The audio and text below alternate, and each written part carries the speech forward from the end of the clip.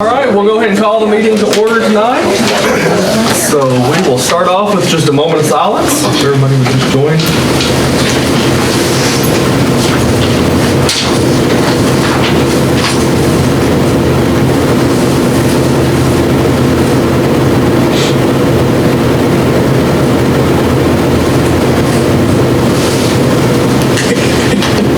All right, now we'll stand for the pledge.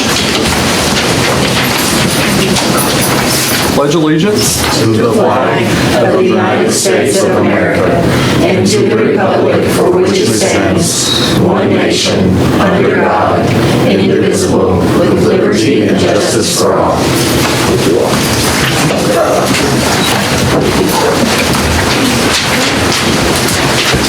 We do have two items to add to the agenda today. So the first one that we'll need a motion for is consent item F, advanced coursework and accelerated learning plan. Motion. Okay, motion by Rajiv. Second. Ms. Barr. All in favor of adding that, say aye. Aye. Any opposed? And the second item is also to consent item G, consider fundraising MSES Archery Fan Club shirts. So moved. Okay, Ms. Yachts. Mr. Johar. All in favor, say aye. Aye. Just have a motion to approve the agenda. Make a motion to approve. Okay, Ms. Barr. Second. Ms. Yachts. All in favor, say aye. Aye. All right, on to recognitions. Ms. Embry. Good evening, board members and all of you guests. On behalf of the Board of Education, I have a special presentation for you for recognition tonight. In the continuation of the Profile of a Learner, November's focus is Effective Collaborator. And as a reminder, we focused on Engaged Citizens last month. We have Effective Collaborator this month. We're going to skip the month of December, and then we'll pick back up in January. The individual that we are recognizing this evening is the perfect picture of an effective collaborator. She is a confident individual who values diverse perspectives to achieve a common goal of providing food for those in need. She listens to understand and acknowledges others' skills, creativity, and contributions as she directs volunteers weekly to operate the food bank.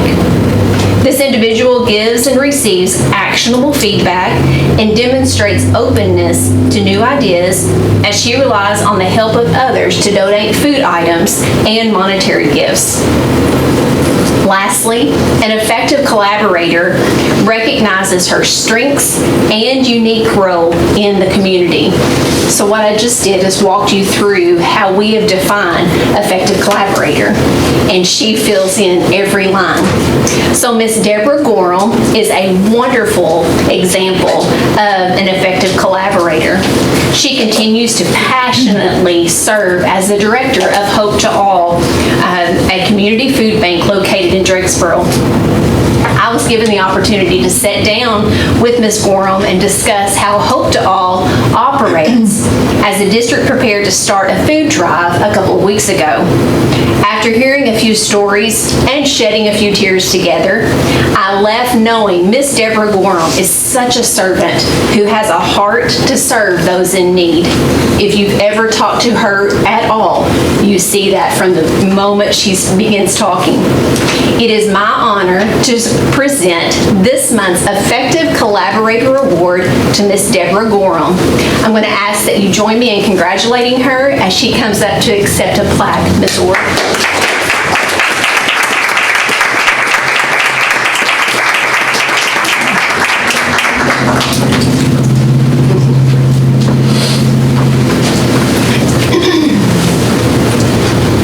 Sporting her Mustang blue, I love it.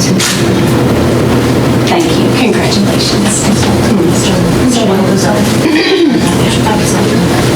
Thank you very much. Thank you. I want to thank Ms. Deborah for being a great example of our Profile of a Learner.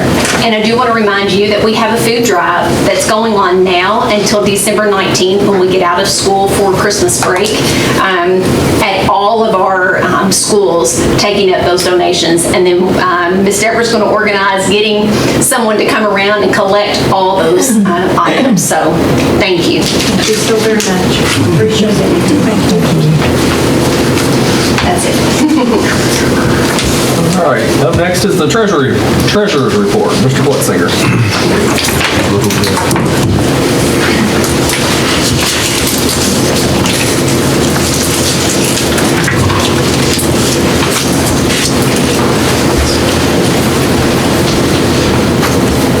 Thank you, Chairman Porter, board members. Tonight I'm bringing you the financials as of October 31st, 2025. There we go. The revenues this month are about almost 3.1 million. That's up 673,000 from last month and down 420,000 from the same period of last year. SEEK is down 68,000. Federal is up 442,000. We get because we were able to submit a lot of the federal cash requests that weren't able to be submitted prior. So state is down 51,000, taxes are up 46,000, other is down 78,000, food service is up 352,000, and daycare is down 6,000 for total securities and receipts of 38.9 million. Expenditures, accounts payable is $2,398,851.56. That is down approximately 1.5 million when compared to the same period of last year. Significant bills in October were Old National Wealth Management, which are bond payments of 1.2 million. Gordon Food Service 191,000. KU was 172,000. CNC Contracting 86,000. Summit Engineering 77,000, and Train was 76,000. Payroll was 3,131,524, and that's up 66,000 versus October of 2024 for total expenses previously of 5.53 million. For the breakdown of the accounts payable, fixed and mixed expenses, which includes that bond payment, which is why it's so large, about 1.8 million. Variable expenses of 435,000 and utilities expense of 196,000. One thing I did want to go over, I met with our investment consultant, and we, as of today, excuse me, with an initial investment of about $12,198,910. Actually, the initial investment was $10 million, but then we had an opportunity. I was going to roll over the other $2 million, so it would have grown to $2,198,000. We just reinvested that. So in the 3 years, our total account value is $13,472,848, which is a growth of $1,273,938 in 3 years. So that's a pretty good return. So, and that's another way that I hope to show the community that we're using their tax dollars prudently and we're being good stewards with their funds. So, any questions? Motion to approve the treasurer's report. Mr. Joe Hall, second. Second. Ms. Yance. All in favor, say aye. Aye. Any opposed? All right, payment of bills and salaries. All right. Thank you again. This month I bring $1,010,843.70. Of that, the general fund was about $388,000. Fund 2 and school activity funds was $89,000. Construction, about $534,000. And food service and daycare was $315. So, of that, the large bills that we have is CNC Contracting for $229,581. Escola is $153,493. Paris Petroleum, $104,702. Tremco, $72,101. And Ross Tarrant, $55,071. Any questions? I'll move that we pay the bills and salaries. Have a second. Second.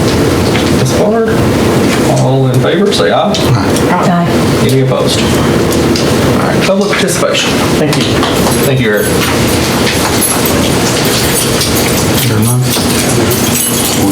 All right, Mr. Wilson Walker.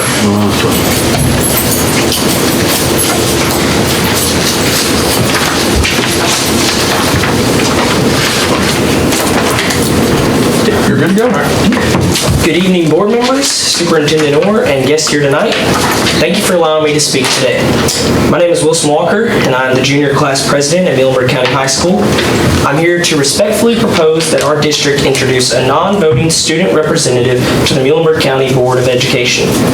At MCHS, our herd stands above the line. We take pride in our tradition and commitment to excellence. But when we look at nearby districts, we see that Owensboro Public Schools has already taken the step to include 2 student representatives on their Board of Education. This is a clear example of how our peers are empowering student voices and leadership. Some other nearby districts do not currently have student representatives, which means Muhlenberg County has a real opportunity to be a leader and set a new standard for student engagement in our region. Our proposal aligns perfectly with our district's strategic plan, the Blueprint for Success, which was developed with input from students, parents, staff, and community members. The plan is built on the principle of one voice, one purpose, one community. Including a student representative brings that principle to life by giving a direct student voice at the decision-making table. Additionally, our partnership with the Learner-Centered Collaborative has created a learner profile focused on developing engaged citizens, empowered learners, and skilled communicators. A student representative exemplifies these qualities by actively contributing to the board's work and representing student perspectives. This role also supports the mission of Muhlenberg County Public Schools to provide a quality education that instills the will and ability in all students to succeed, be lifelong learners, and contribute to society. A student representative gains invaluable experience in leadership, governance, and civic responsibility. There is a student representative at the state level, which was a executive order by Governor Andy Beshear, which was signed on July 21st, 2020. Also in the House of Representatives at the state level currently under House Bill 626, which is being worked on right now. It's currently not ready to be signed. It's in a committee right now. But Kentucky districts will be required to have a student representative once that's passed. By moving forward now, Muhlenberg County can lead by example, showing we value student leadership because it makes us stronger, not just because the law would require it. Some students may one day want to serve on school boards, run for public office, or work in public service. This role offers meaningful experience that prepares students for those paths. Tonight, I'm not asking for a vote. I'm requesting the opportunity to work with each and every one of you to bring forward a formal proposal at an upcoming meeting. This proposal would outline eligibility, selection methods, whether through election or applications, and expectations for participation. Thank you for your time, your leadership, and your commitment to the students of Muhlenberg County. I appreciate your consideration, and I look forward to helping give students a stronger voice and keeping the Muhlenberg herd standing proudly above the line. Thank you.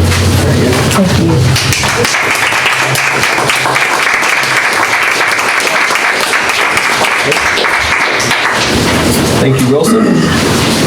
All right, Ms. Orr, the superintendent reports. Okay, we'll start with our school report, and that's Miss Carrie. She's going to speak on the Renaissance Center. All right, thank you board members for letting me talk tonight. I don't really have a slideshow. It's just some pictures of some things that are going on at our school, and I just want to kind of update you on a couple things.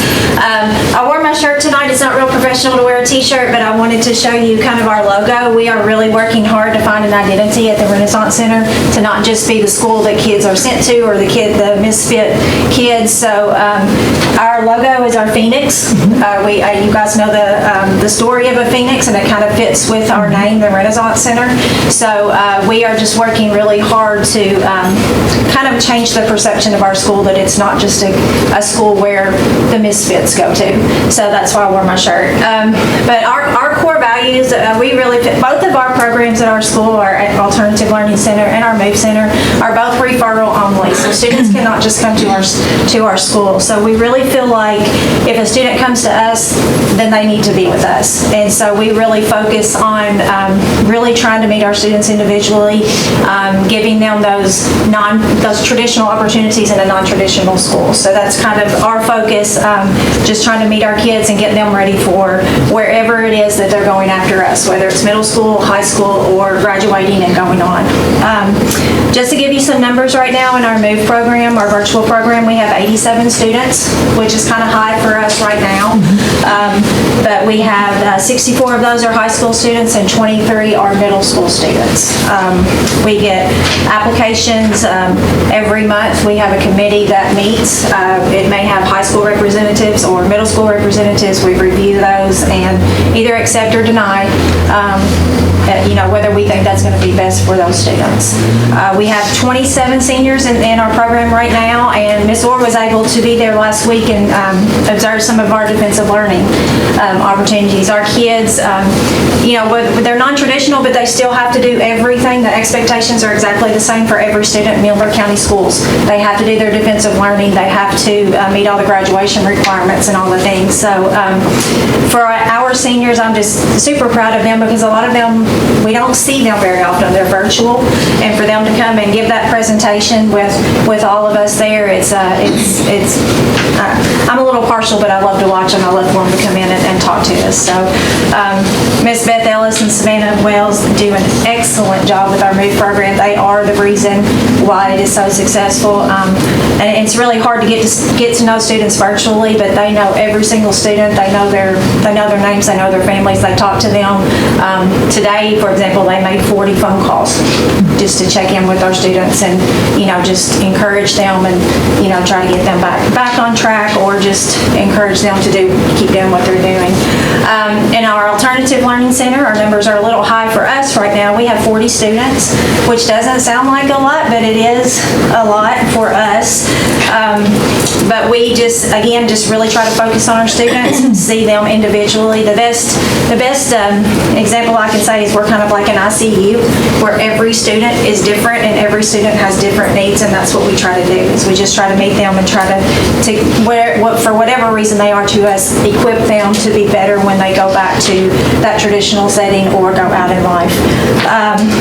We have a lot of pictures you're going to see up here. We try to provide those opportunities because they lose so many opportunities when they do come to us. When they come out of a traditional school to non-traditional school, those opportunities just simply aren't there. So we make sure that we provide them with a lot of opportunities. We have April Jernigan come in monthly and do art activities. We have speakers come in. You can see we have trying to set some traditions. We have popcorn every Friday. We try to give them those school experiences. We're painting windows. We had someone come in and give us haircut, give some of our students haircuts. We just try to give them opportunities to be engaged citizens and to be the effective collaborators and things like that. So, again, our goal is just really to serve students and to help them be successful. Do you guys have any questions for me? So you got 127 kids in that building?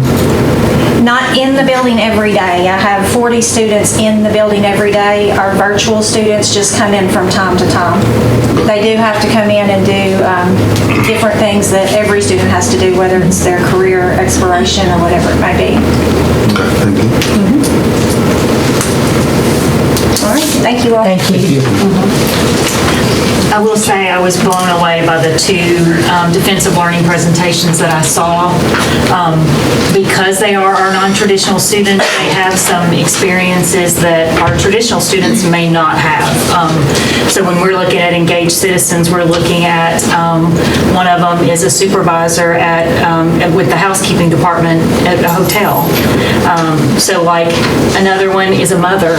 And so when we were talking through how they exemplify those competencies, it's amazing, and they're amazing to hear and to know that they're pushing through challenges and getting that diploma and willing to do the defensive learning and do such a great job with it. So thank you to you, Carrie, for pushing that through and having them do that, because great example to see. All right, so Ms. Stacy Jones is going to do assessment. All right, and this seems a little out of order because last month I shared the iReady scores for the fall, which were much more up to date and our current students in the current grades where they are.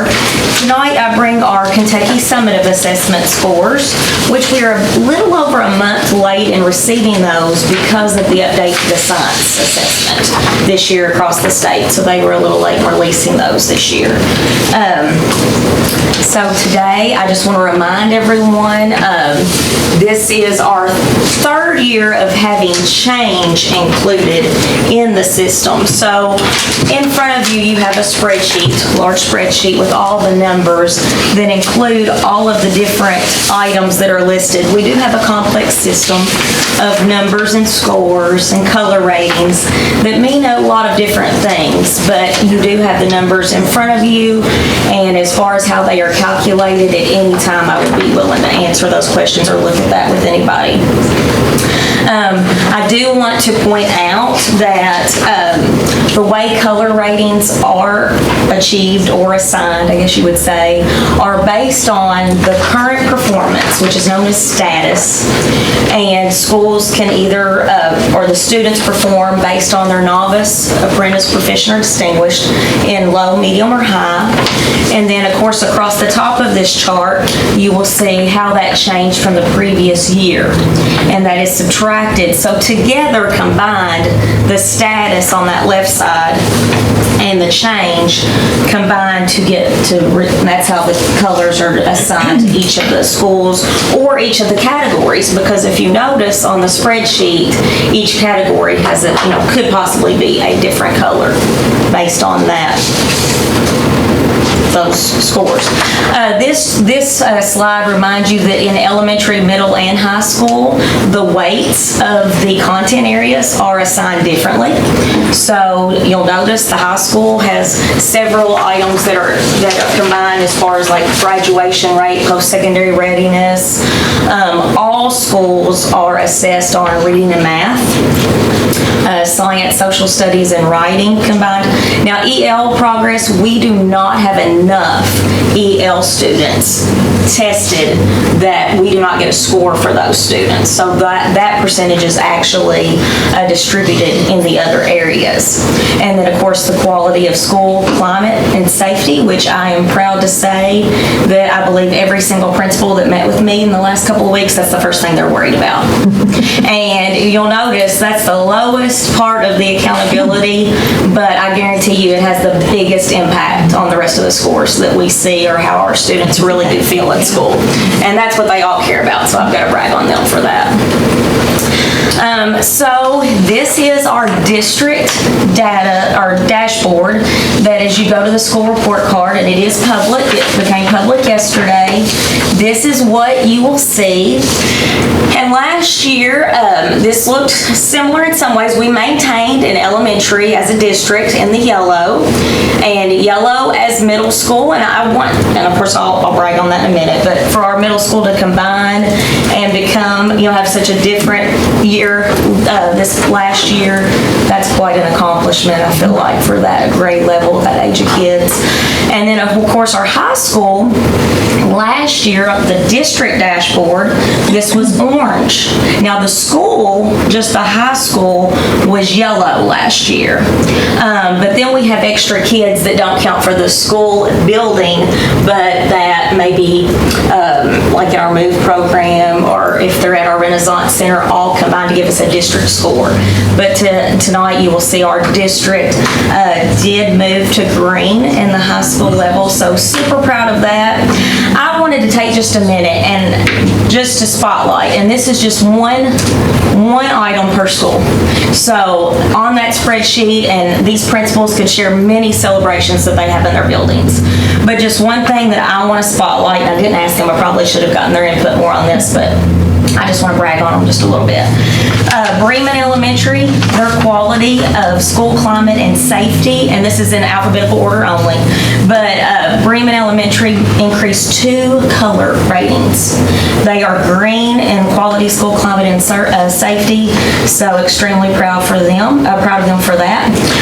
One highlight of Central City Elementary is that they have the largest move in reading and their reading scores. So I was very impressed on their gains from one year to the next. Greenville Elementary, I want to spotlight their science. Their index score increased over 9 points, so that was very impressive. That's a brand new assessment, so they had no idea what to expect on that. Longest Elementary also increased their science index. I was really proud of their science scores. Muhlenberg South Elementary not only moved up color ratings, they increased in all categories, so I really wanted to highlight that. That is amazing. Again, I already kind of gave away the middle school. They did maintain the yellow, but together being combined and all the changes that they had, that is wonderful. And especially the quality, climate, and safety portion that maintained. That's very good. At our high school, I'm going to brag on and just share, of course, green in all categories. You'll see so much green on that paper. Our staff looked really good in green the last couple of days at the high school. The high school ranked 44. We're ranked 44 out of 179 districts overall. The building is ranked 64 out of 228 high schools. But I really want to spotlight the increase in their graduation rate indicator. It went from a 90.5 last year to 98.2. So that is exciting. But we're very excited about the updates coming that we hear about from the Office of Assessment and Accountability. Commissioner Fletcher is describing that how we hope in the next couple of years our assessment system will give us a bigger picture of what our students do daily. This is a snapshot of a day, a week, a few days there that the students took these assessments. But we are excited about that. But I'm proud of all of them in our district. Thank you. That's all I have unless you all have questions. All right, Mr. Watkins, EPP. Good afternoon, board members. Month 3 was 10-2 through 11-5. Of course, we had fall break during that time too. Enrollment was 4,109, and attendance percentage for the month was 93.28%. Our elementary division leader was Central City Elementary at 94.36%, and Muhlenberg County Middle School at almost 93%. And that is the attendance and enrollment report for month 3. Unless you have any questions. Well, Gideon is doing a good job. Yeah. That's how And I will say our attendance percentage this year has been better. We're about 1% higher each month than we were last year. So we know our enrollment has gone down some, but our attendance percentage has been better. That's good. Something is up. That's better. It just means the ones that are there want to be there. That's right. Which is what we want, right? Absolutely, yes. Some great things going on in all of our buildings. Yes. So, and the kids want to be there for it, so. I'm up next too, so. Oh, I was wondering why you're still standing there. Maybe he's waiting on applause.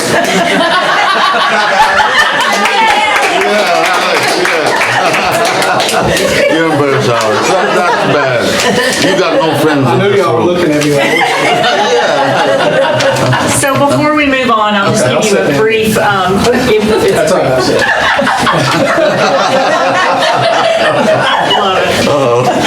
construction update. You'll see later on, there are a couple of change orders for the field house, which is going to bump back the completion date. The one we have now is December the 12th because of some things that have to be ordered and installed. So they're still working towards that completion. I know Mr. Gish is like, is it ever going to be finished? We feel the same way. I don't let construction go, but man, I really thought it would be done by now. Yeah, agreed, we did too. But Longest Elementary, you'll also see some change orders, some different things that had to be taken care of. For the most part, Part B, which is that kindergarten, those classrooms, that's finished. Just a few things to wrap up.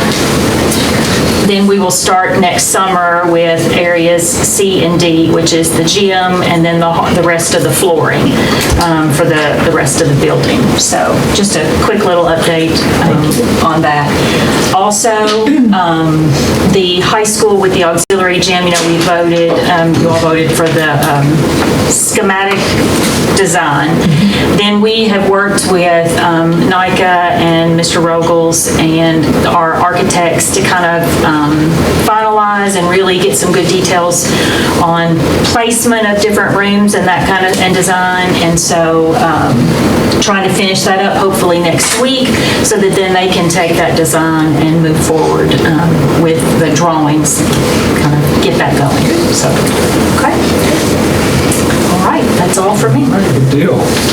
Get Alex back. That's right. So now we're down to the board action items. Number A, review and discuss the 2026-2027 school calendar. Board members, KRS 158.070 requires, prior to adopting the school calendar, that we must review the calendar committee meeting and the recommendation. So I'm going to go just talk to you for just a second about the meeting, and then we will look at the calendar. So the meeting was last Thursday at 5 o'clock. Very good meeting, a lot of good feedback from our committee. We started the meeting just going over the requirements that KRS 158.070 kind of gives us some guidelines. Calendars must include 4 professional days, 4 holidays, an opening day, a closing day for students. Also, all schools must be closed on the 3rd Monday of January in observance of Martin Luther King Jr. Day. Once we reviewed the requirements, we just simply opened the meeting for discussion and feedback that had been gathered over the last few weeks by our different committee members. To summarize the input, there was unanimous support for a 164-day variable calendar like we've been on the last couple of years. We did review a traditional calendar. It's a 172-day calendar. But again, the 164-day variable calendar was unanimous on what our committee wanted. At this time, I would like to review that calendar, and if you have any questions, I'd be glad. Yes. So I see in August we start on what day? The staff would come in, the opening day for staff is the 24th, the 25th would be the first day for students. So in a variable calendar. Last year, sorry. Go ahead. This year, didn't we start in September? No, we did not. We started. End of August? We actually started this year I think we started on the Wednesday, is that right? What date was it? The end of August? Yeah, end of August. Okay. So On a variable calendar, you are required to start, you cannot start before the Monday closest to the 26th. So we have to get 1,062 hours in on the variable calendar. To do that in our district with the way our bus routes are, 164 days is kind of I guess you would call it the sweet spot on getting the hours in. That's 6.5 hours per day, and that gives us 1,066 hours. So it gives us 4 hours of bank time. That's for early release or maybe a delay. The state also gives us 5 hours, so we'll have 9 hours of bank time. So basically, the first day for students will be 26th. That's right. No, the 25th is the first day for students. Okay. First day for staff will be the 24th. So just looking at August, of course, there's PD days and work days that are front loaded, or 3 PD days, 4 work days. The 19th would, if this is adopted, would be the Berg experience. And as far as the other PDs and work days, if the calendar is adopted, our district admin team and principals would work together to develop what that plan would look like for those PD days and work days. days. On to September, of course, the 7th is a holiday. One big discussion that we had, nobody really wanted to change fall break, but there was some discussion on first and second full week. That was some of the feedback that the committee had gotten. They wanted to stick with the first week and just, some of the questions were, what do other districts do? So everybody kind of north of us, McLean, Ohio, Owensboro, Davis County, they follow OCTC's schedule because they have so many students and staff that either work there or attend that community college. Muhlenberg, Todd, Butler County, Hopkins County, Caldwell, Henderson, typically, and I guess traditionally, always go the first full week. So they wanted to stick with that. It really, did not matter to me, but they liked that first full week. And then in November, there's an election day on the 3rd. The state has given us flexibility if we're a polling place, but we just feel like we still need to be off that day. A lot of people in the buildings on election days, and it would be tough for our schools to operate. And then you have Thanksgiving break, 3 days, and then the 2 full weeks during Christmas. That's some feedback that we've received over the last few years. Families really like those 2 full weeks off in December. Then you have Martin Luther King Day in January. February, we have a work day built in. And then March, there is a PD day if we have to. Those are always days that we could use. I know the 15th will be hopefully instructionally focused for Ms. Jones. That's how we've used that day in the past. And then spring break, we are right on par with everybody around us on spring break. The first full week of April is what everybody's doing. And again, I kind of like it because fall break is the 5th through the 9th, and then spring break is 5th through the 9th. Kind of easy to remember. And then at the end of school in May, it kind of gets a little funky in there because there's an election day on the 18th. That's a statewide election. So same thing, we will remain closed on that day. You can see closing day for students, or the last day for students would be the 20th, closing day the 21st. Kind of works out for high school graduation if we, of course, don't have any bad weather. That one thing that will change, that 24th in May, that'll be red. That'll be a makeup day, and the 27th will turn to just highlighted white. But our 5-year trend is how we have to set our makeup days, and our 5-year trend has 3. We have to have at least 3 makeup days in our calendar. So that's just a review. We will look at it again next month and ask for you to approve it then. As far as the recommendation, I recommend the Muhlenberg County Board of Education approve the review and discussion that has been proposed for the 26-27 calendar. All right, got a motion by Mr. Chopar. Do I have a second? Second. All right, Ms. Jones. All in favor, say aye. Aye.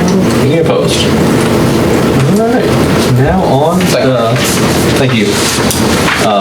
B, approve change order 2-1 for longest kindergarten project. Ms. Orr. So this one is, the next several ones are some change orders that happened based on some discrepancies between architect drawings and the actual construction documents. So having to kind of fix that. So this first one is the casework, which is the shelving and the cabinets. Having to adjust those based upon where they were placed in the classrooms. We have a motion to approve the change order. Make a motion. All right, Ms. Bard. Second. Okay, Mr. Chopar. All in favor, say aye. Aye. Any opposed? All right, approve change order 11-1 for the longest kindergarten project.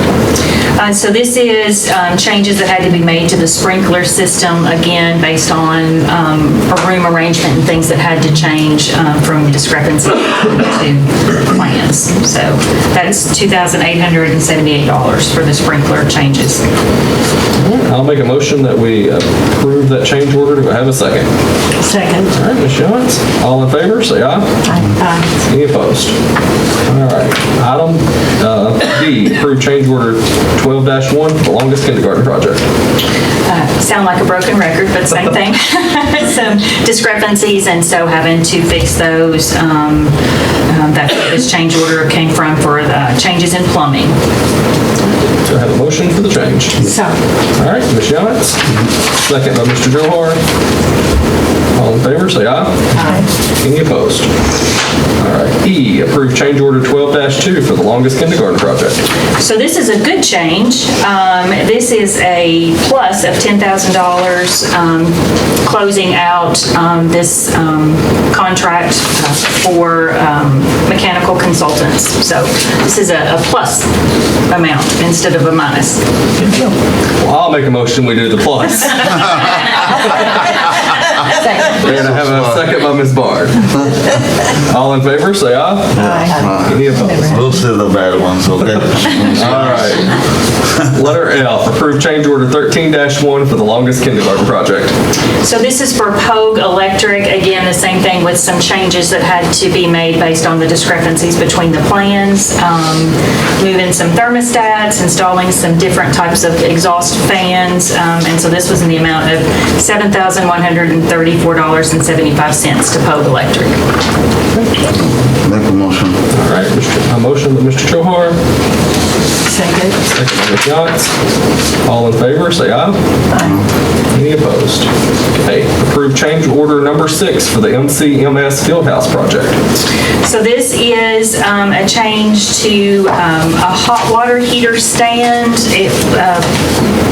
What was in the plans was just a concrete pad, and it wasn't enough for the drainage, and so they had to order a pan or a stand that the hot water heater will be put on. So it's the stand and then the cost to do that installation. Can I have a motion to approve the change order? Mr. Johar. Second. Second. Ms. Yance. All in favor, say aye. Aye. Any opposed?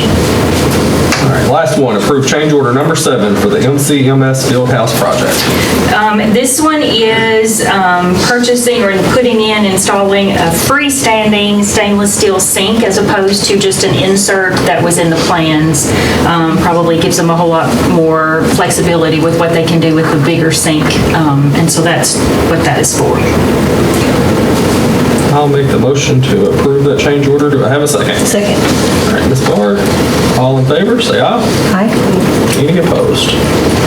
All right, letter I, consider SFCC fiscal year 2026 KETS first offer of assistance. All right, this is our first offer of assistance. It's for technology, in the amount of $43,515.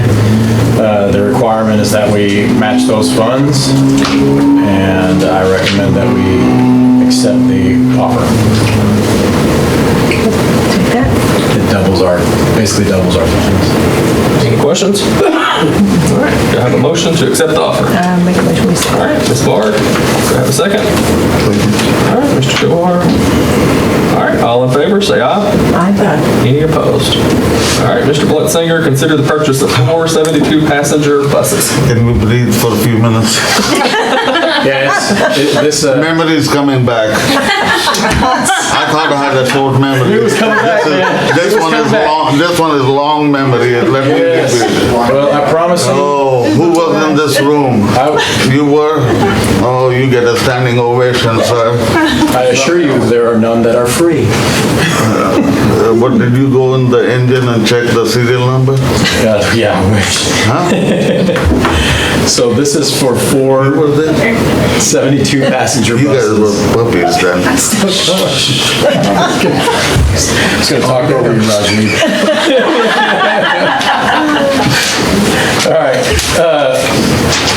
Originally, we usually budget for 2 annually, but given the rate rate at which they're increasing, we said, all right, let's shoot for 4.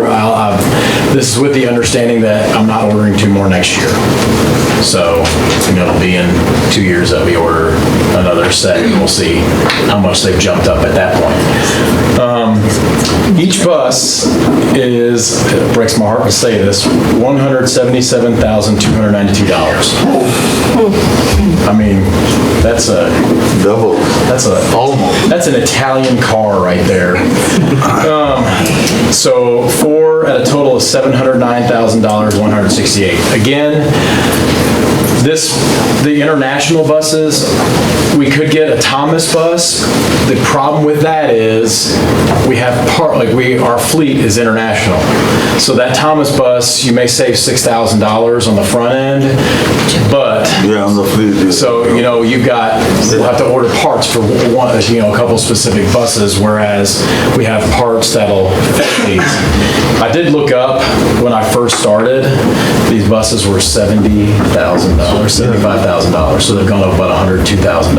We should have bought 10 one that years. was $90,000. So, but yeah, and if you buy 2, you have to pay for the additional 2, Rajiv. So. So, the total is $709,168. I recommend that we purchase 4 buses. I have a list of about 6 questions on this one. Okay. All right, so we And have the a funny thing is, motion about buses. I told Tim, I said, don't worry, I got it, Tim. He don't want to come to soft meetings. He wants to come to. We'll make a motion. Thank you. All right, Mr. Johar made the motion. Do I have a second?